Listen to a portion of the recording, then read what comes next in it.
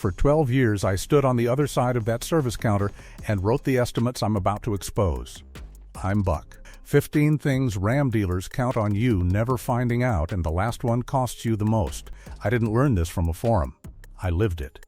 12 years as a Mopar dealer tech, and for a good stretch of that, I was the one writing the repair orders, walking customers out to their trucks, pointing at things on a green, yellow, red inspection sheet that I knew didn't need touching. I watched my service manager run good people through a system built to separate them from their money, and one day I'd seen enough of it and walked. Opened my own shop. 28 years under the hood total now, and the reason this channel exists is because I know exactly what the guy in the service drive is hoping you never figure out. I'm not bitter about it, I'm clear about it. There's nothing wrong with a shop making an honest living fixing trucks. What turned my stomach was the part that wasn't honest, the manufactured fear, the engineered upsell, the quiet bet that you'd never learn enough to push back. So this is me handing you what I know, the same things I'd tell my own father if he drove a Ram. Use it. So here it is. 15 of them, in order, from the small stuff they let you get wrong, to the upsells, to the warranty games, all the way to the one that costs you the most, the trade-in trap they've been steering you toward since the day. Stay till the end for that one, because it's the whole game. Number 1. The lifetime fluid lie. Your transmission, your differential, your transfer case, somewhere in that paperwork it says the fluid never needs changing. The dealer knows that's not true and lets you believe it anyway. Here's the part nobody says out loud. Lifetime means the life of the warranty, not the life of the truck, and it's no accident that the bills land the way they do. Time and again I saw these units make it through the coverage window and start letting go not long after, and not once did the dealer get ahead of it for the customer. Trucks rolled in at 110, 120,000 miles with fried transmissions, right past warranty, right on a $5,000 rebuild that a $150 service would have prevented. They don't tell you because a transmission that dies on your dime is a transmission they get paid to replace. And go ahead, try to find the word lifetime in your paperwork with an actual mileage number beside it. You won't, because there isn't one. The vagueness is the whole trick. Next one. That oil life monitor on your... It feels like science, a little percentage counting down, telling you when your oil's done. It's not reading your oil. There's no sensor in there. It's a calculation built around fleet averages and fuel economy compliance numbers. The dealer will never tell you to ignore that screen and change your oil at 5,000 miles, because the longer you trust the algorithm, the more engine wear stacks up on your side of the warranty line, not theirs. Here's a quieter one that bit more customers than you'd think. Coolant type matters, and the service drive gets it wrong when they're slammed. The orange stuff and the purple stuff aren't the same chemistry, and you can't mix them. I watched more than one rushed quick lube tech top off the wrong color because the line was 10 cars deep and nobody was checking. Mixed coolant turns to sludge, clogs passages, and cooks an engine slow. The dealer won't flag it because admitting the mistake costs them, so it becomes your overheating problem 2 years later. And when it overheats, you're not standing in front of the guy who mixed it. You're standing in front of a new writer, a new estimate, and a cooling system bill that traces straight back to a 30-second mistake nobody owned. Now we get into how the service department actually makes its money, the upsells. Number 4, and this is the big one, that multi-point inspection sheet. The green, yellow, red one they hand you so proudly. I want to be straight with you because I feel these out myself. That sheet is not a courtesy. It's a sales funnel engineered to move product. Yellow doesn't mean broken yellow, means we can sell this. Every line item is a service the writer is trained to convert. I had managers coach me on how many yellows to mark to hit the shop's revenue target. The inspection isn't watching out for you. It's a menu, and you're the one being ordered off of. Let me tell you how it really ran. End of the month, numbers are light. The service manager pulls the writers in back and tells us the shop's short on its labor target. Suddenly, every truck that rolls in needs a courtesy inspection, and suddenly a lot more lines come back yellow. I had a retiree bring in a clean, well-kept Ram for a simple oil change, and I was expected to send him out believing he needed a brake flush, a coolant flush, a fuel induction service, and a cabin filter. Close to $600 of work, none of it due.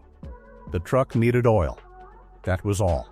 I did that to good people for years before it started to eat at me, and that's the honest reason I'm sitting here now. Right alongside that number 5 is the line, "We only use genuine Mopar parts," said like it's protecting you. For a lot of jobs, the aftermarket equivalent often comes off the same supplier's line that feeds the Mopar box for half the price. A water pump, an alternator, a set of brake pads, quality aftermarket parts will run just as long and cost you a fraction. The dealer marks up the Mopar box because the markup is the business. They're not protecting your truck. They're protecting their margin. I watched a customer get quoted $600 for a Mopar alternator on his Ram. The same quality reman unit from a national chain was $190, same hour of labor either way. The $400 gap wasn't the part. It was the box it came in and the markup stapled to it. If any of this is hitting a nerve, hit subscribe and drop a comment below, telling me which one of these has already happened to you. I read every single one. Here's another one that still makes me shake my head. The air filters. Engine, on your Ram, both of those are 5-minute jobs you can do in the driveway with your bare hands and a $20 part. The dealer charges $40, $50, sometimes more in labor for popping a clip and dropping in a filter. I've seen the same customer billed for it 3 visits in a row because nobody ever showed them the airbox is right there under the hood. The engine filter is 2 clips and a lid. The cabin filter sits behind the glove box, 2 minutes with no tools. They write it up like skilled labor because most owners never think to look, and once you're paying for it, you keep paying. Then there's the diagnostic game. Your check engine light comes on, they charge you a diagnostic fee, and then this is the part that got me, they fire the parts cannon. Swap a sensor, see if it clears. Didn't clear? Swap another one. Each guess goes on your bill. I sat in shops where the actual root cause never got found, the codes came back in a month, and a customer paid for 3 wrong parts before anybody read the data right. A $20 scanner from any parts store reads those same codes in your own driveway. I had a good guy come back 3 separate times for the same stall. First visit, a crank sensor didn't fix it. Second, a coil pack didn't fix it. Third, they finally pulled the freeze frame data and found a wiring fault that was readable on day 1. He paid for 2 parts he never needed and 3 diagnostic fees before anybody did the job right. A real tech reads the data first and fixes it once. A parts cannon shop bills you for the practice swings. Number 8.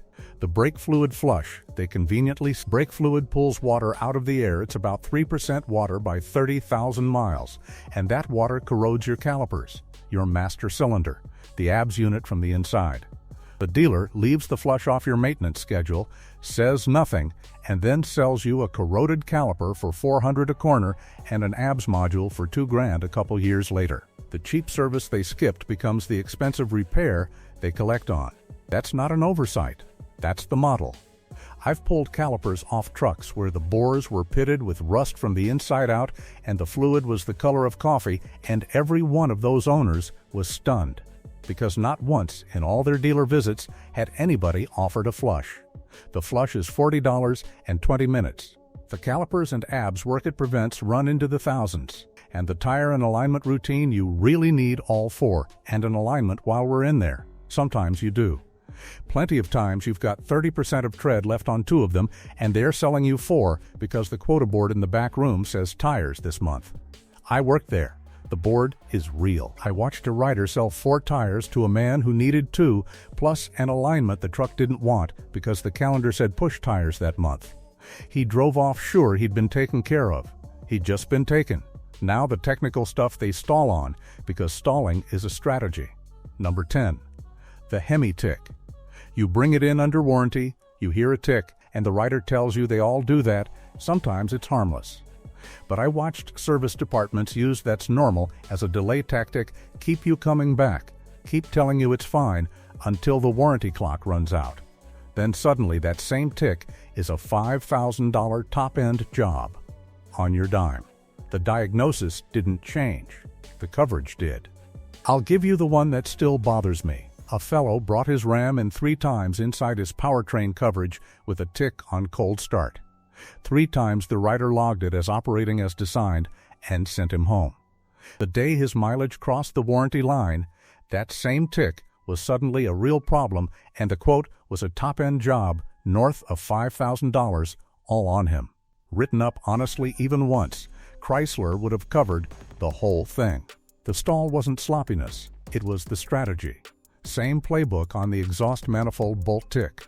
These trucks crack the exhaust manifold bolts on the passenger head, a documented common failure that ticks loudest on a cold start and softens as the engine warms. The dealer writes it up like it's exotic surgery and quotes you $800, $1,000, $1,500. It's a known repair any competent independent does for half. The markup is the whole point. I've done that exact job the morning after a dealer quoted a customer $1,400 for it. New bolts, a few hours, sent him home for a few hundred. Same repair. The only difference was the sign over the building. And one almost nobody knows to ask about the power module. The TIPM. That's the totally integrated power module, the brain that runs your electrical system. On a stretch of these trucks, it's a recognized weak point fuel pump relay failures, dead starts, gremlins that come and go.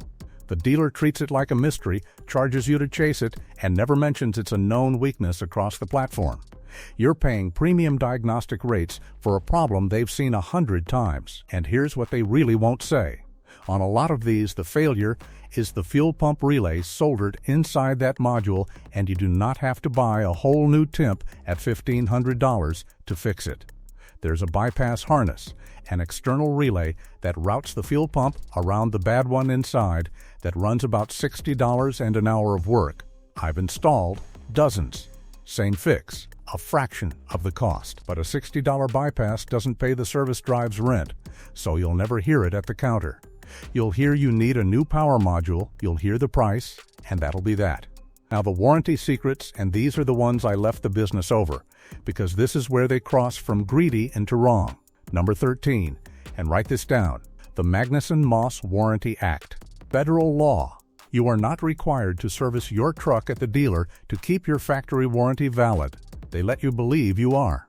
An independent shop, a guy like me, can do every bit of your maintenance and your warranty stays fully intact. The dealer can only deny a claim if they prove an aftermarket part or outside service actually caused the failure, and they almost never can. They lean on your fear, because that fear fills their service bays. I had more than one customer sit in my shop almost whispering like they were getting away with something, asking whether letting me change their oil would cost them their warranty. That's how deep the fear is planted, and it's planted on purpose. So let me say it plain, because the law does. Keep your receipts, use the right oil to the right spec, and get your service done by whoever you trust. Your factory warranty stays exactly as valid as the day you drove off the lot. The only thing dealer-only service protects is the dealer's revenue. Number 14. Technical service bulletins and goodwill repairs. When Chrysler knows about a problem, they issue a bulletin sometimes with extended coverage attached. The dealer will not call you up and volunteer that your repair might be covered. But if you walk in already knowing the bulletin number, naming it, pushing you can get goodwill coverage on a known defect, sometimes even after your warranty is technically expired. The information exists. They just count on you not having it. I saw it go the right way exactly once with a customer who came in prepared. He'd done his homework, walked to the counter, and named the bulletin number for a known issue out of warranty by a few thousand miles.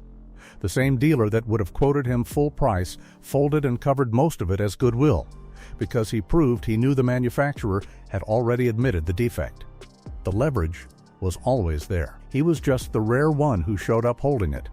And number 15, the one that costs you the most, the trade-in cycle.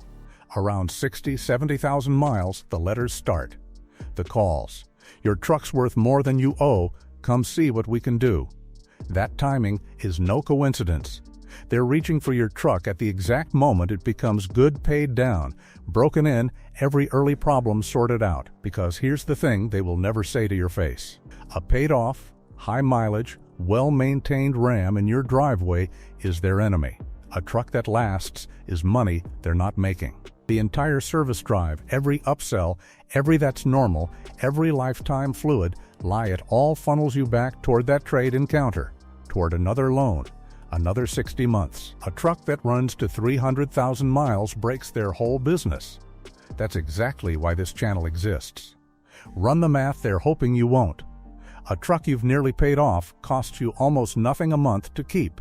Trade it on a new one, and you're back into 60, 70 months of payments, thousands in interest, full freight insurance, and a fresh round of depreciation that bites hardest in the first 2 years.